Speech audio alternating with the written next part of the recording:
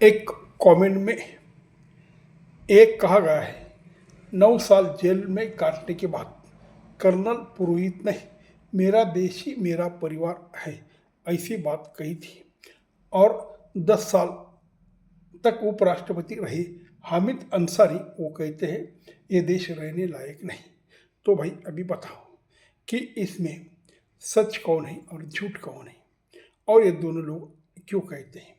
Colonel पुरोहित 9 साल jail में रहने के बाद भी इस देश में प्यार कैसे करते हैं, और हामिद अंसारी 10 साल उपराष्ट्रपति जैसा सर्वोच्च पद में बैठने के बाद इस देश रहने के लायक कहते हैं नहीं है, ये क्यों कहते हैं।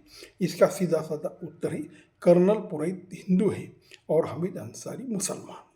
तो मुसलमान कभी किसी देश में रहते हुए वो खुद को उस देश का प्यार करने वाला, उस देश में रहकर भी उस देश से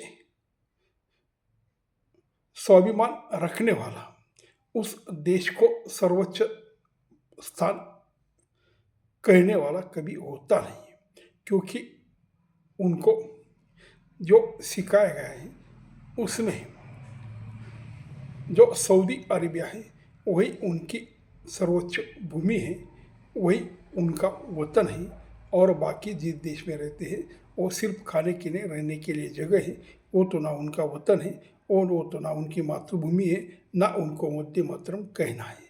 और कर्नल पुरोहित किसी भी देश में रहे और उस देश के उसी मिट्टी में रहकर वो देश प्रेमी रहेंगे, चाहे अमेरिका में रहो, चाहे इंग्लैंड में रहो, चाहे फ्रांस में रहो। भारत में रहने वाला हिंदू हमेशा भारत की पूजा करेगा, लेकिन दुनिया में जाने वाला भी हिंदू उसी देश की पूजा करेगा, ना कि वो भारत की करेगा।